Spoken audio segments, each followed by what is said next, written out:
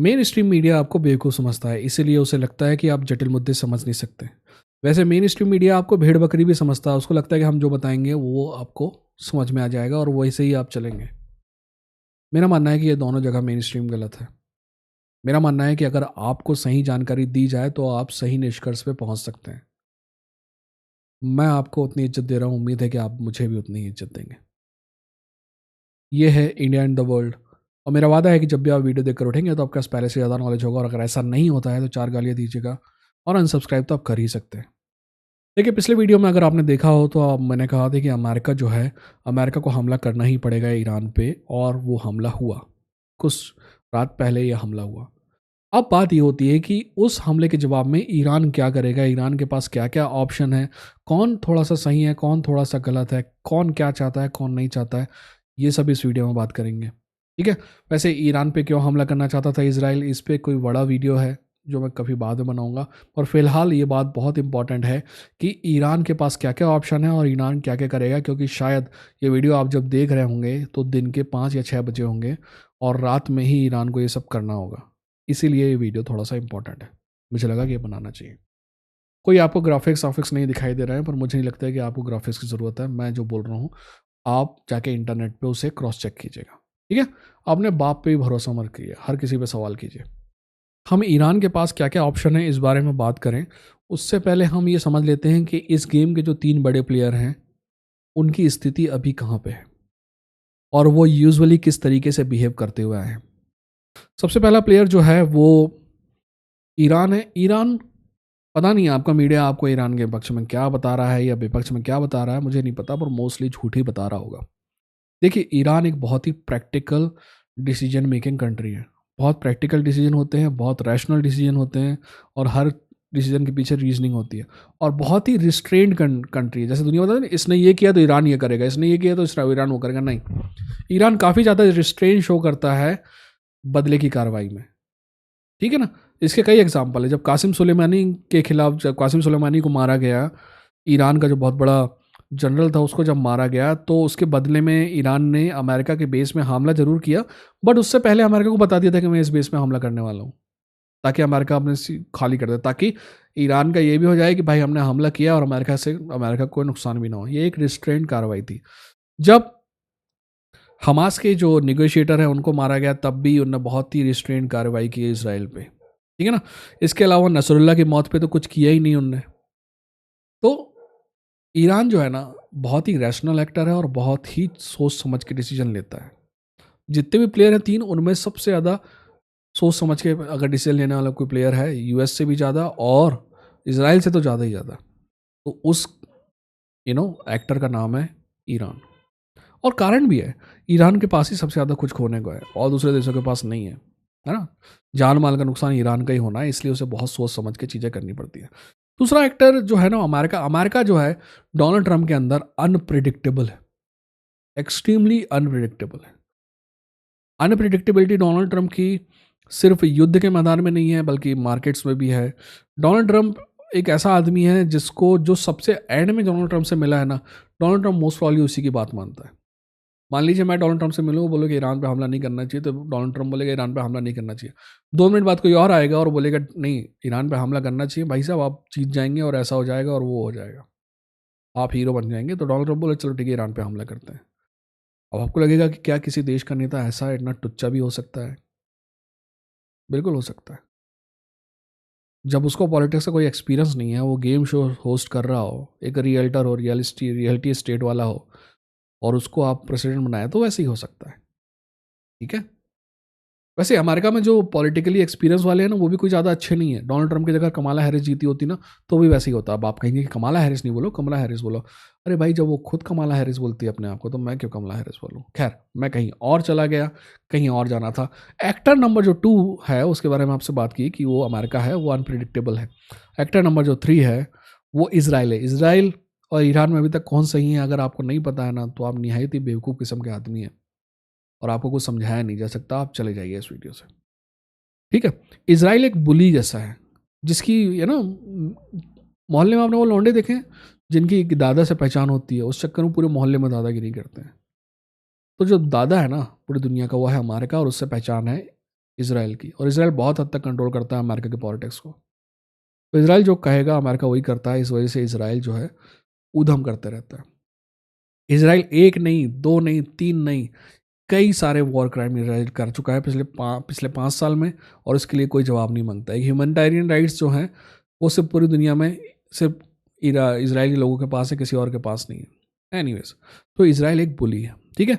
जब इन तीनों की बात कर लिया कि ये तीनों एक्टर किस तरीके से बिहेव करते हैं, तो आगे हम बात करेंगे कि उस हर एक कंट्री से किसकी क्या एक्सपेक्टेशन है इन तीनों से। ठीक है, सबसे पहले बात कर लेते हैं कि एक्चुअली इसराइल की, अमेरिका की क्या एक्सपेक्टेशन है आपके ईरान से। देखिए, आपको ये समझना होगा कि बहुत बड़ी संख्या में डोनाल्ड ट्रंप को वोट डालने वाले में ऐसे लोग थे जो किसी भी नई वॉर को स्टार्ट नहीं करना चाहते थे, और मुझे भी नहीं लगता है कि डोनाल्ड ट्रंप कोई नई वॉर स्टार्ट करना चाहता है।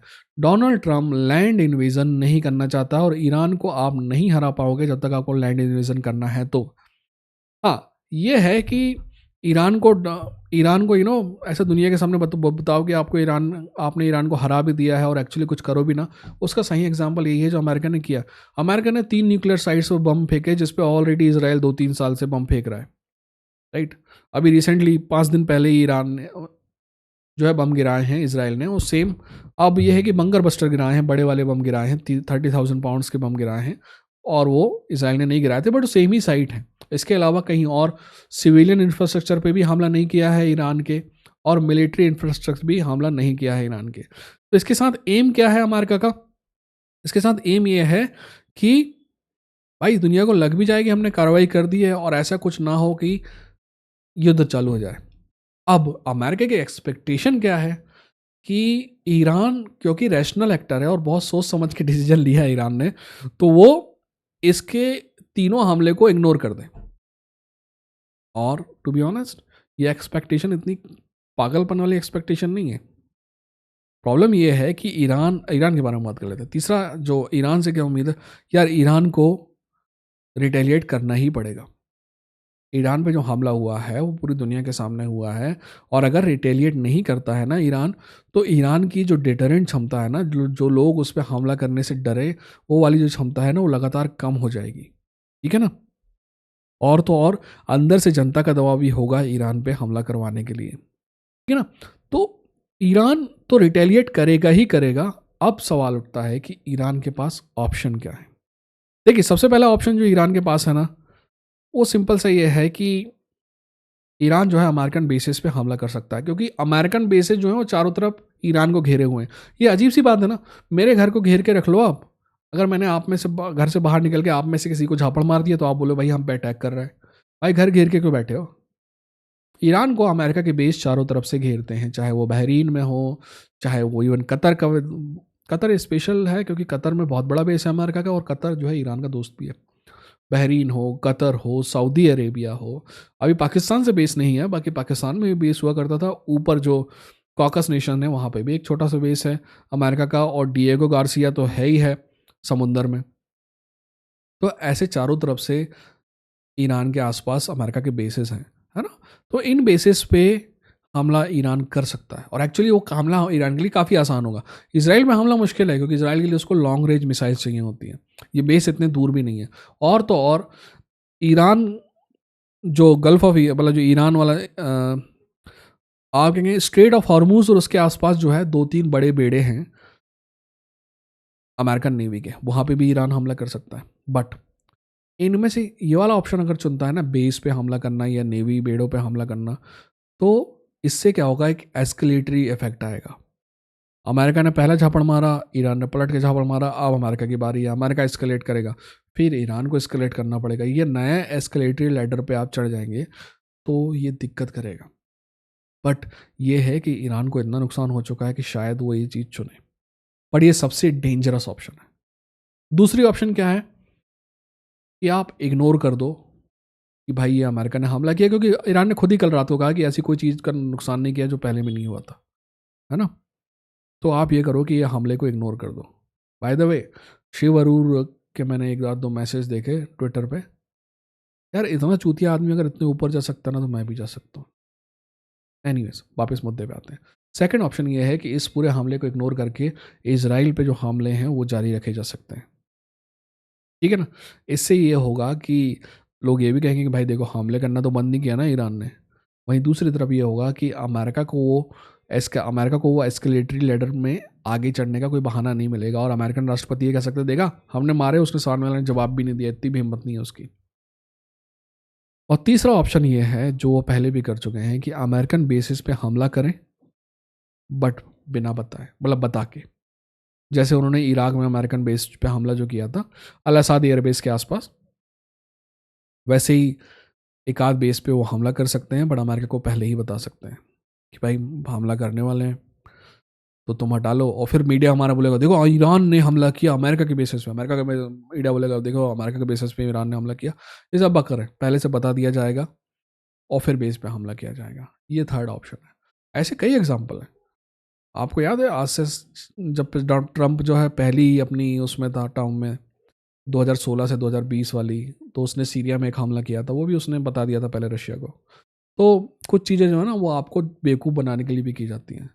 तो ये हो सकता है। ऑप्शन नंबर 2 और ऑप्शन नंबर 3 ना ईरान के लिए फीजिबल ऑप्शन है। ऑप्शन नंबर 1 जो है वो मेरे ख्याल से बहुत डेंजरस ऑप्शन है। अब अगर आप मुझसे 2 दिन पहले पूछे होते ना तो मैं बोलता कि नहीं, ईरान जो है ना बहुत ही रैशनल और बहुत ही समझदार एक्टर है, तो वो दूसरा और तीसरा चुनेगा, पहला ऑप्शन नहीं चुनेगा। बट प्रॉब्लम ये है कि ईरान के अंदर से जो हार्ड लाइनर्स हैं उनका काफ़ी दबाव है ईरान पे, ईरान की लीडरशिप पे। और हाँ, ये बेवकूफ़ लोग आपको बताते हैं कि भाई आयतुल्ला खमैनी चलाता है ईरान, नहीं यार।